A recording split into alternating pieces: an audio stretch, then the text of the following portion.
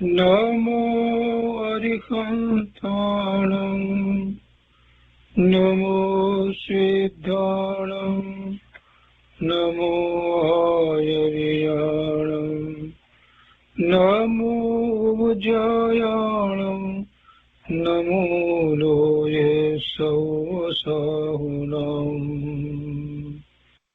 અસપંચનમોકારો સર્વપાવપનાશનો મંગલાણં ચ સૌવર્ચે પરમં અવૈમંગલम् અજ્ઞાનતિમિરંધાનાં જ્ઞાનાંજનશલાકયા ચક્ષુન્મીલિतं येन તસ્મૈ શ્રીગુરુવે નમઃ મુખાદિવ્યાકુક્ષિરત્નં શબ્દજિતવર્યાત્મજં શ્રીરાજચંદ્રયહું વંદે તત્વલોચનદાયકં પ્રભુતત્વલોચનદાયકં.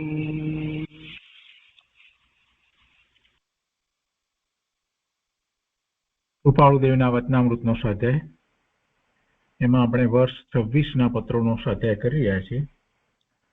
વર્ષ 26ના કેટલાક પત્રોનો સ્વાધ્યાય આપણે પહેલા કરી ચૂક્યા છીએ, એટલે એનો સ્વાધ્યાય આપણે ફરીથી નહીં કરીએ, પણ જે પત્રો બાકી છે એનો સ્વાધ્યાય આપણે કરીએ છીએ. તો પત્રાંક 440 સુધી સ્વાધ્યાય થયો છે.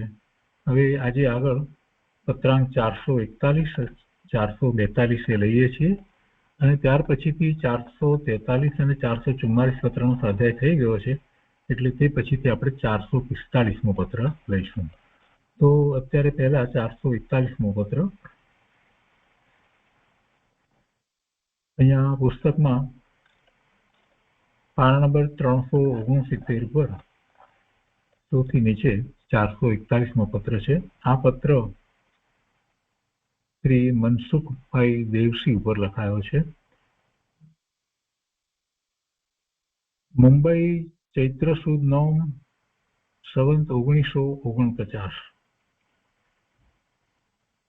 કૃપાળુદેવ લખે છે, મુમુક્ષુભાઈ શ્રી મનસુખ દેવસી,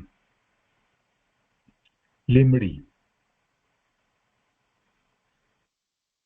હાલ તે તરફ થયેલા શ્રાવકો વગેરેના સમાગમ સંબંધીની વિગત વાંચી છે. તે પ્રસંગમાં રુચિ કે અરુચિ જીવને ઉદય આવી નહીં. તે શ્રેયવાળું કારણ જાણી તેને અનુસરી નિરંતર પ્રવર્તન કરવાનો પરિચય કરવો યોગ્ય છે.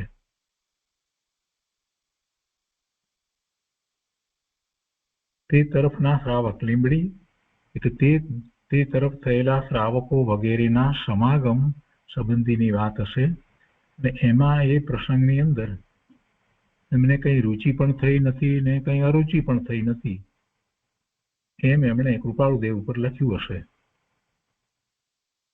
તે પ્રસંગમાં રુચિ કે અરુચિ જીવને ઉદય આવી નહીં.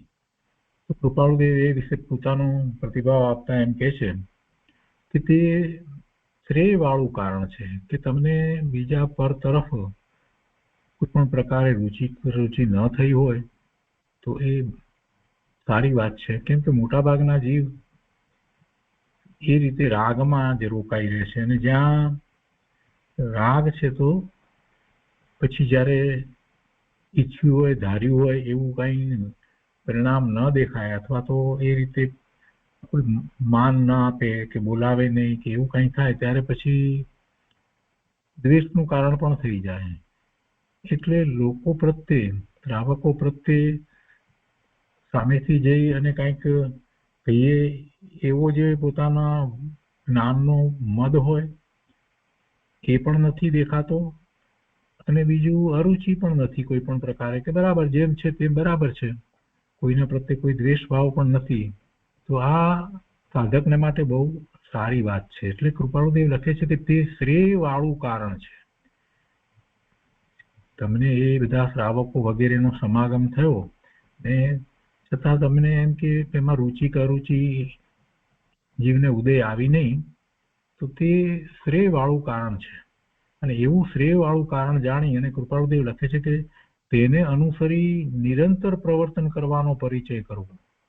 એટલે એમ જ રાખવું, જે બીજા સાથે કાંઈ પણ સમાગમ થાય તો એમાં કોઈ પ્રત્યે રુચિ કે અરુચિ રાખવી નહીં.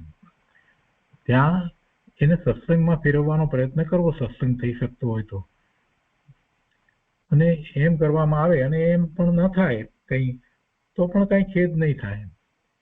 એટલે તેને અનુસરી નિરંતર પ્રવર્તન કરવાનો પરિચય કરવો યોગ્ય છે. રુચિ પણ નહીં, અરુચિ પણ નહીં, ગમો અણગમો કાંઈ નહીં, ગમો પણ નહીં, અણગમો પણ નહીં. અને તે અસત્સંગનો પરિચય જેમ ઓછો પડે તેમ તેની અનુકંપા ઈચ્છી રહેવું યોગ્ય છે. ને એમાં એ મુખ્ય વાત તો એ છે કે મોટે ભાગે એમાં અસત્સંગ થતો હોય, બધા સાથે પરિચય કરવા જઈએ, બધાની સાથે સંબંધો જાળવવા જઈએ તો સત્સંગ તો ભાગ્યે જ થાય, અસત્સંગનો પરિચય વધારે થાય. બીજા બધાની વાતો બધાય અને એમાં હા હા કરવી પડે કે કંઈક બીજી પણ એવી વાતો ચાલતી હોય તો એમાં વધારે શું થાય? સત્સંગ તો થતો જ નથી અને ઉલટાના રાગ દ્વેષના પરિણામ થાય. એટલે કહે છે કે અને તે અસત્સંગનો પરિચય જેમ ઓછો પડે તેમ તેની અનુકંપા ઈચ્છી રહેવું. એટલે એવો ઓછો પડે એમ રાખવું અને પછી બીજી વાત એ પણ સાથે ને સાથે એ રાખવી કે એમના પ્રત્યે અનુકંપાનો ભાવ રાખવો કે એ લોકો પણ સત્સંગ કરે, અથવા તો અત્યારે એ લોકો આ રીતે જે સમય વેડફી રહ્યા છે તો એ માટે પણ અનુકંપા થાય. અને કદાચ એમાંથી કોઈ પ્રશ્ન વગેરે કરે અને કંઈક સત્સંગ કરવા ઈચ્છે તો સારી વાત છે. એટલે એવો અનુકંપાનો ભાવ રાખવો, એવી અનુકંપા ઈચ્છી રહેવું યોગ્ય છે. આગળ લખે છે કે જેમ બને તેમ સત્સંગના જોગને ઈચ્છવો. જેમાં સત્સંગ છે, ખબર છે એવો યોગ પ્રાપ્ત થાય એ ઈચ્છવું. એવા જ્ઞાની પુરુષ આવ્યા છે તો એનો સત્સંગ, અથવા તો જે જ્ઞાની પુરુષના સંપર્કમાં આવી અને એ જ માર્ગે ચાલી રહ્યા છે, એમાં જ જેને રસ છે એવા સાધર્મિકનો સંગ. અને સૌથી તો શ્રેષ્ઠ તો એ જ છે કે પોતાનું શુદ્ધ સ્વરૂપ જે છે એના સંગમાં રહેવું, એ જ સાચો સત્સંગ છે. એટલે જેમ બને તેમ સત્સંગના જોગને ઈચ્છવો અને પોતાના દોષને જોવા યોગ્ય છે. એટલે કે પોતાને જે સત્સંગમાં ન જવા માટે જે રીતે પ્રમાદ થતો હોય તો એ પોતાનો એક દોષ છે. બીજું, પોતાને કંઈક સત્સંગમાંથી પ્રાપ્ત થયું હોય તો કે અમે તો પામ્યા છીએ, અમને તો આવડે છે, અને પછી એમ મદમાં રહેવું અને બીજાની સાથે જ્યારે સંગમાં આવીએ ત્યારે એવો ભાવ હોય કે આપણે બીજા કરતા કંઈક આગળ વધી ગયા છીએ, તો એ બધા પોતાના દોષમાં ન પડી જવું, પોતાના દોષને જોવા, સત્સંગના જોગને ઈચ્છવો અને પોતાના દોષને જોવા યોગ્ય છે. એટલે કૃપાળુદેવે એ રીતે એમને માર્ગદર્શન આપ્યું છે, બહુ સરસ માર્ગદર્શન આપ્યું છે. ટૂંકાપત્રની અંદર ઘણી બધી વાત કરી દીધી. અસત્સંગ જીવને પડવાનું કારણ થાય છે અને સત્સંગ છે એ જીવને હિતનું કારણ થાય છે, કલ્યાણનું કારણ થાય છે. આગળ અહીંયા 442મો પત્ર છે.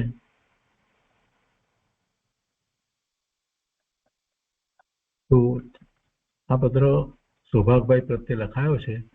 એમાં સૌભાગભાઈ પ્રત્યેના કેટલાક પત્રમાં તો કૃપાળુદેવે સૌભાગભાઈને કાંઈક વિચાર કરવા માટેનો વિષય આપ્યો હોય. ઘણી વાર એવું થતું હતું કે તમે આના સંબંધી શું વિચાર કરો છો, અથવા તો આના સંબંધી વિચાર કરી વિગતવાર મને લખશો, જણાવશો કે આનો તમે શું અર્થ કર્યો છે, વગેરે એવા પત્રો ઘણા એમના છે.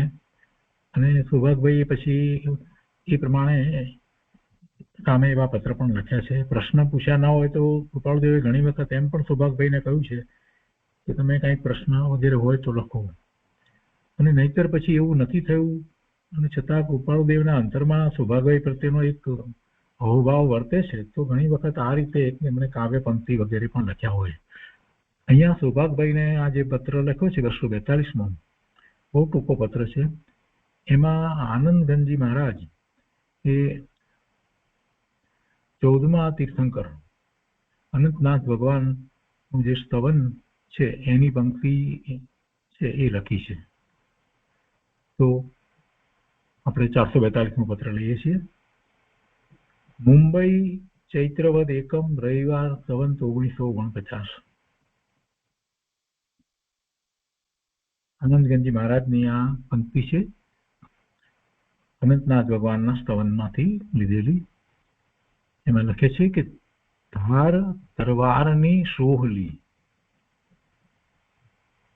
ધાર તરવારની સોહલી એટલે શૈલી, દોહલી 14મા જીન તણી ચરણ સેવા. 14મા તીર્થંકર ભગવાન, ભરત ક્ષેત્રના વર્તમાન 24ના અનંતનાથ ભગવાન, એમની ચરણ સેવા, એમને સેવવા એટલે શું?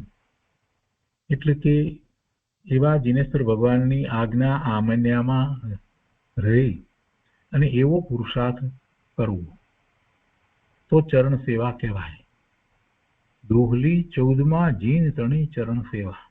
હવે એક વાત અહીંયા સમજી લેવાની કે આનંદગંજી મહારાજે તો બધા જ સ્તવન લખ્યા છે બધા ભગવાનના, પણ ક્યાંક દરેકમાં કોઈ એકની વાત લઈને લખવામાં આવ્યું હોય તો એનો અર્થ એવો નથી કે ફક્ત 14મા જ સમજવા, એવો અર્થ નથી થતો. અહીંયા 14મા તીર્થંકરનું સ્તવન છે એટલે એમ નથી અર્થ થતો કે 14મા માટે જ લાગુ પડે, એમ નથી હોતું. એનો અર્થ એવો થાય કે બધા જ તીર્થંકર ભગવાન કેવડી પરમાત્મા એવા સત્પુરુષ જે જગતનું કલ્યાણનું મુખ્ય કારણ એ બધા જ એમાં આવે. 14માની વાત લખી છે તો એ રીતે લેવાનું કે તીર્થંકર ભગવાન કેવડી પરમાત્મા, હરિયન પરમાત્મા એ માર્ગ દર્શાવ્યો છે અને એ માર્ગને ગ્રહણ કરવો એ ચરણ સેવા છે. એ માર્ગને એમણે જે રીતે કહ્યો છે એ રીતે ગ્રહણ કરવો એ ચરણ સેવા છે. તો એ દોહલી એટલે એ દુર્લભ છે, એ સહેલું નથી. તલવારની ધાર, તો તલવારની ધાર ઉપર ચાલવું જેવું હોય તો એ ચાલી શકાય. તલવારની ધાર એ એટલી અઘરી નથી. એ સાથે તલવાર સાથે અનેક પ્રકારે રમત પણ કરી શકાય અને તલવારની ધાર ઉપર પણ ચાલવા વાળા હોય છે તે ચાલે પણ ખરા, પણ એ તો સહેલું છે. તો સહેલું છે. અઘરું ઘણું દુર્લભ તો આ છે. જીવે અનાદિથી દુર્લભ એટલા માટે છે કે જીવે અનાદિથી શુભાશુભ ભાવે પ્રવર્તન કરી અને અનંત ભાવ કર્યા અને પોતાનું સાચું સ્વરૂપ, શુદ્ધ સ્વરૂપ એનું એને ક્યારેય ધ્યાન કર્યું જ નથી. એની અનુભૂતિનો પ્રયાસ કર્યો નથી, એને એવી અનુભૂતિ થઈ નથી.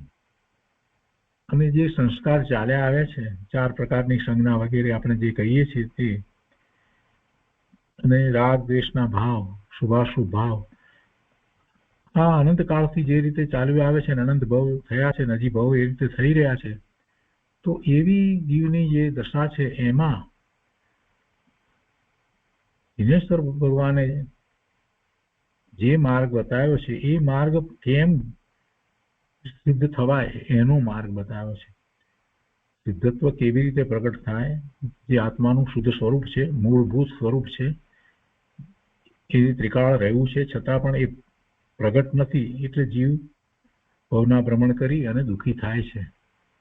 તો એ પ્રગટ કેવી રીતે થાય એનો માર્ગ એ કઈ સહેલો સરળ માર્ગ નથી. કેમ સરળ નથી? કેમ કે એને ક્યારેય કર્યું નથી. એને ઊંધા એકડા ઘૂંટ્યા છે એટલે હવે એ જ્યાં સુધી કાઢે નહીં ત્યાં સુધી સીધો એકડો લખાય નહીં. એટલે અનેક પ્રકારે એને અનંતકાળમાં અનેક પ્રકારે મિથ્યાત્વ સેવ્યું છે અને એ મિથ્યાત્વ એમ કઈ સહેલાઈથી ચાલ્યું જાય એમ નહીં. અને એટલું જ નહીં, અહીંયા તો ચરણ સેવા કઈ છે એટલે એવું ચારિત્ર પણ પ્રગટ કરવાની વાત છે. દિનેશ્વર ભગવાને જેવું કહ્યું છે તેવું ચારિત્ર પ્રગટ કરી અને કેવળ જ્ઞાન પ્રગટ કરીને સિદ્ધ થવા સુધીની વાત એમાં તો બધી સમાઈ જાય છે. ચરણ સેવામાં તો બધું જ આવી જાય. એવી ભાવનાપૂર્વક આખો પુરુષાર્થ ઉપડે ત્યારે ચરણ સેવા એવી થાય. એટલે એ કંઈ સહેલું નથી. અને એ માટે જીવને એવી ભવના ભ્રમણ કયા છે એમાં દુઃખી થયો છે, તો હવે એવા ભ્રમણ નથી જોઈતા. એવા ભવના ભ્રમણનો એને થાક લાગ્યો છે અને અંદરમાંથી એવી રુચિ પ્રગટી છે તો એ કરી શકશે. એમાં જરાય પ્રમાદ નહીં ચાલે, એમાં સહેજ પણ પ્રમાદ નથી ચાલતો. એટલે એ દોહલી કહી, એટલે કે એ અઘરી છે, એ દુર્લભ છે. વળી એવા પોતાના પુણ્ય હોવા જોઈએ કે જેથી કરી અને એવો પુરુષાર્થ કરવા માટે જે સામગ્રીની જરૂર છે, એટલે કે સાચા દેવ ગુરુ શાસ્ત્ર મળવા એ પણ જરૂરી છે. અને એવા પુણ્ય જ ન હોય તો એને દેવ ગુરુ શાસ્ત્ર ક્યાંથી મળે? પૂર્વના ભવની અંદર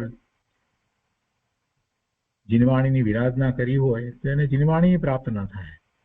તો પછી આ જે ભગવાને કહ્યું છે એવો પુરુષાર્થ તો ક્યાંથી થાય?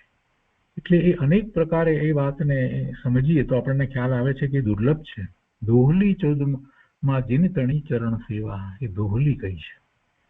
અને પછી બીજી પંક્તિની અંદર કહે છે પેલું જે ધાર તરવારની સોહલી કહી તેને માટે જ કહે છે કે ધાર પર નાચતા દેખ બાજીગરા, એટલે જે નટ વગેરે છે, મદારી વગેરે જે છે, તો એ એવી તલવારની ધાર ઉપર પણ નાચે. એટલે એવું થઈ શકે, એ પ્રયત્ન દ્વારા થઈ શકે છે. એમાં કઈ મોટી વાત નથી, પણ અઘરું તો આ છે. અને એટલા માટે જ કહે છે કે સેવના ધાર પર રહે ન દેવા. એટલે જે ચરણ સેવા જે કહી છે એ ચરણ સેવા કેવી છે? તો કે એ જે ચરણ સેવા એ જેમ પેલી તલવારની ધાર ઉપર પેલા સ્થિર રહીને નાચે કરી શકે છે, એવી રીતે એ રહી શકાતું નથી. એ સેવના ધાર પર રહે ન દેવા, દેવના ધાર પર રહી શકે નહીં, દેવની. એટલે કે તીર્થંકર દેવ કેવડી પરમાત્મા ની સેવારૂપ ધાર ઉપર એમ અડગ રહેવું, ચલિત થયા વિના રહેવું, એ સહેલું નથી, એમ રહી શકાતું નથી. દેવના ધાર પર રહે ન દેવા.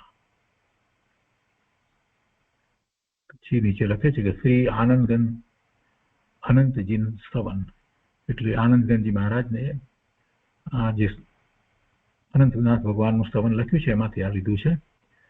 હવે એમાં એ વાત, મૂળ વાત તો એક જ છે કે માર્ગ જે છે તે દુર્લભ છે, એનું દુષ્કરપણું છે. એટલે નીચે કૃપાળુદેવ લખે છે કે એવું માર્ગનું અત્યંત દુષ્કરપણું શા કારણે કહ્યું?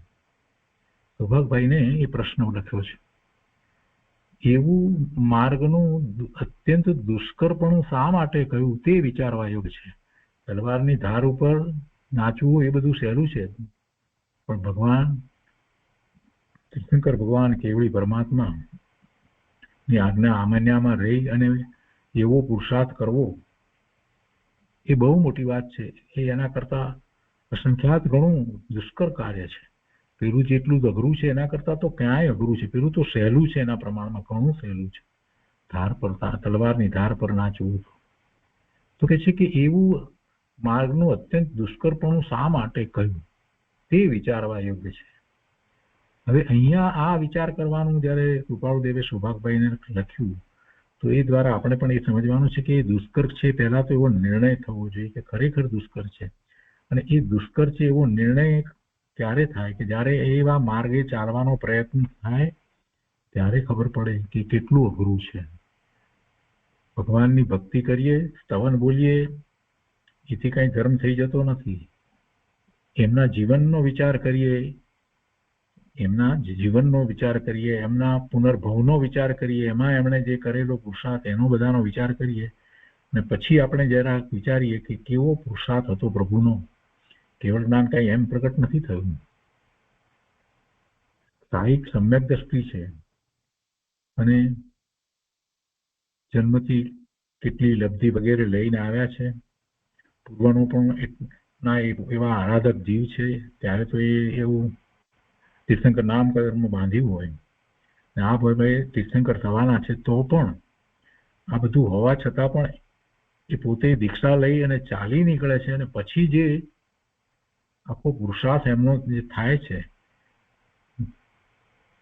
નિર્વિકલ્પ ધ્યાનની દશામાં, એ સૌથી પહેલા તો 7મું ગુણસ્થાન પ્રગટ કરે છે અને પછી 7મા ગુણસ્થાનમાં વારંવાર એટલી વિશેષ એકાગ્રતા કરી અને સંપૂર્ણપણે પોતે પોતાના સ્વરૂપમાં સ્થિર થઈ જાય એ દશાને પ્રાપ્ત કરે છે. એ બધાનો જરાક વિચાર કરીએ તો ખ્યાલ આવે કે કેટલું દુષ્કરપણું છે.